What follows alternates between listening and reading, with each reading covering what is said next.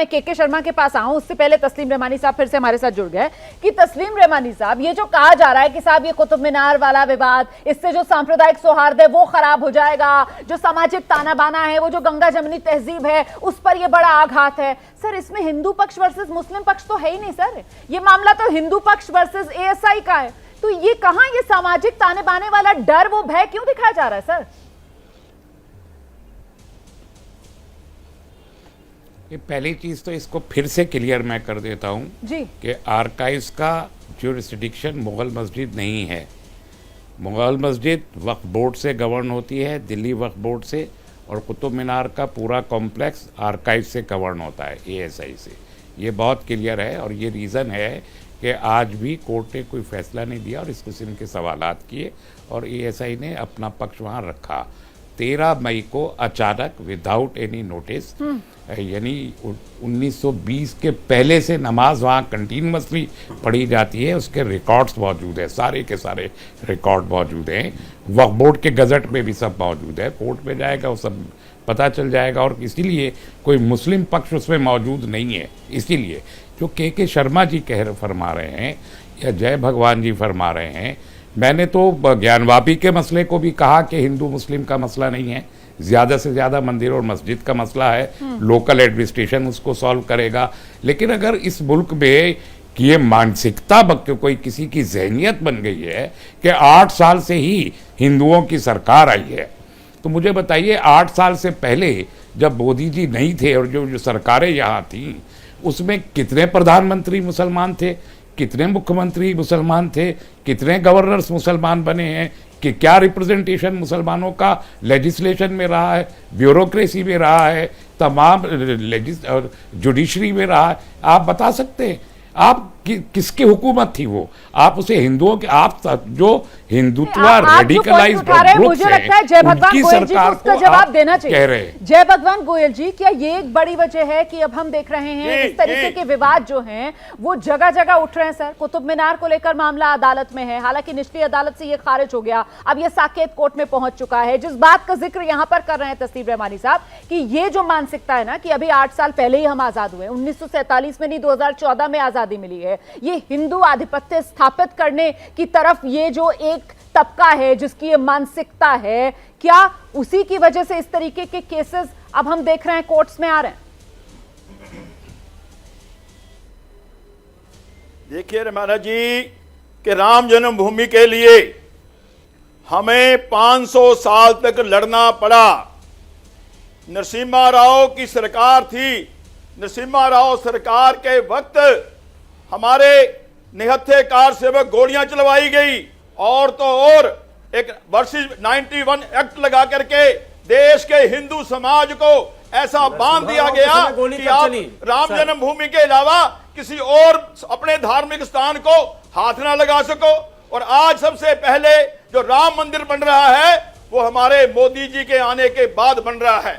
जम्मू कश्मीर में 5 लाख हमारे बहने भाई हिंदू कूट के मार के निकाल दिए। धारा 370 को हटाने का काम भी हमारे इस सरकार के माध्यम से हो रहा है। भाषण नहीं गोयल साहब, भाषण नहीं। सवाल यह है कि आप 1991 प्लेसेस ऑफ वर्शिप एक्ट का जिक्र कर रहे हैं, वो कानून तो आज भी है। 8 साल में क्या वो कानून देश से हट गया? क्या राम मंदिर का फैसला सर देश की उच्चतम न्यायालय सुप्रीम कोर्ट ने सुनाया, सुप्रीम कोर्ट ने सुनाया। सर ये क्यों ना माना जाए कि आप ये तमाम बातें कह रहे हैं तो मतलब आप बीजेपी के समर्थक हैं, आप इस वजह से ये बातें कह रहे हैं? ये सवाल आपसे क्यों ना पूछा जाए गोयल साहब? देखिए मैं एक हिंदूवादी कार्यकर्ता हूं, देश के लाखों हिंदू, देश के हजारों संत यूनाइटेड हिंदू फ्रंट के साथ जुड़े हुए हैं। हमारा विषय है हिंदू समाज के लिए काम करना। और हम अगर बात करते हैं हिंदुओं की, जो वर्शिप एक्ट है ये कब लागू हुआ? 1991 में। मैं तो ये कह रही हूँ कि हटा तो नहीं ना, अभी भी है। मैं तो ये कह रही हूँ कि अभी भी है ना। 8 साल से जिस सरकार की आप तारीफ कर रहे हैं उसके राज में भी है। मैं बस ये कह रही थी, मैं फैक्ट्स रख रही हूँ। मुझे लगता है के शर्मा का रुख करना चाहिए। के शर्मा साहब, जिस तरीके से गोयल साहब जो है वो पूरी तरीके से आपकी पार्टी के, आपकी सरकार के समर्थक यहाँ पर नजर आ रहे हैं सर, तो आप लोगों ने तो सर फिर बड़ा गलत स्टैंड ले लिया। गोयल साहब को तो बिल्कुल पसंद नहीं आएगा ये स्टैंड जो सरकार की तरफ से लिया गया। जो सरकार का स्टैंड है सर कुतुब मीनार को लेकर, क्या बीजेपी का भी वही स्टैंड है? आप इस पर क्लैरिटी दे पाएंगे सर, या अलग अलग स्टैंड है, पार्टी का अलग, सरकार का अलग, कुतुब मीनार विवाद पर? देखिए रोमाना जी, बाकी जो बोल रहे हैं उनकी उन्होंने स्पष्ट किया कि वो किस संगठन से हैं, कैसे क्या बोल रहे हैं। तो मैं अपनी बात करूंगा भारतीय जनता पार्टी के प्रवक्ता के नाते जी।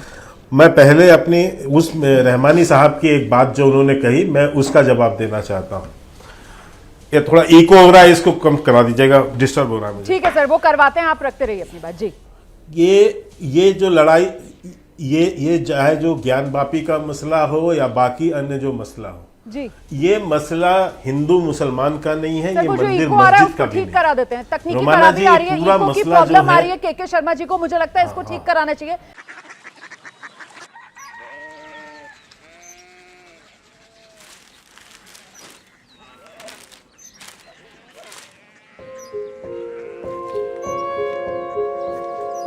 बाबा बाबा Korea city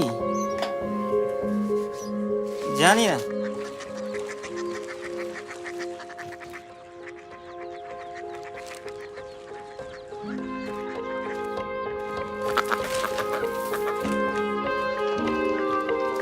Korea city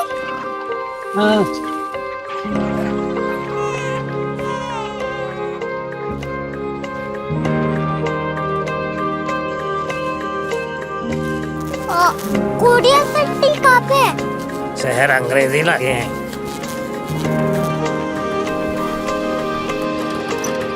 Korea city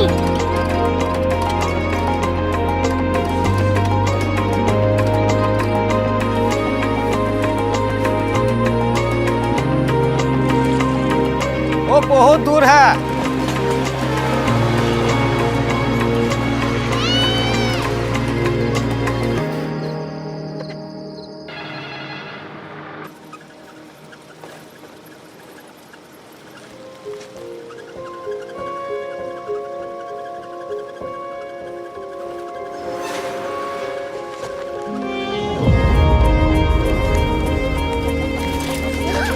Korea city दुनिया को बोलना है, कुछ लोग बड़े होते हैं। कोरिया सिटी कहाँ है? प्रोफेसर साहब को पता होगा। हो, ये छोटा वाला ग्लोब लगता है और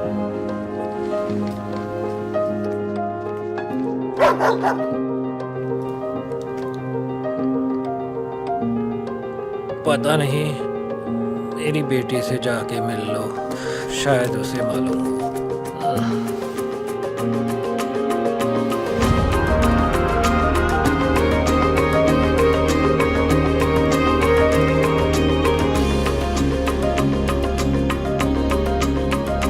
हाय, बाबा ने भेजा है। Come here. Korea city Korea city नहीं, क्यूरियोसिटी। वो क्या? That's what brought you here, जो तुम्हें यहाँ तक ले आया।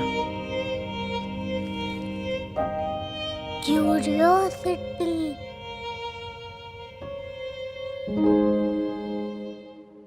और इसी पर चर्चा करने के लिए आपका परिचय कराती हूँ खास मेहमानों का पैनल जो इस वक्त हमारे साथ मौजूद है। एमपीसीआई के अध्यक्ष डॉक्टर तस्लीम रहमानी इस चर्चा में हमारे साथ शिरकत कर रहे हैं। जय भगवान गोयल हैं, अध्यक्ष हैं यूनाइटेड हिंदू फ्रंट के, वो इस चर्चा में हमारे साथ शामिल हैं। और आप देख सकते हैं स्टूडियो में मेरे साथ इस वक्त हाफिज गुलाम सरवर, मुस्लिम स्कॉलर, वो जोड़ रहे हैं। साथ ही आप देख सकते हैं बीजेपी के प्रवक्ता के शर्मा इस चर्चा में हमारे साथ शामिल हो रहे हैं। बहुत स्वागत आप सभी का।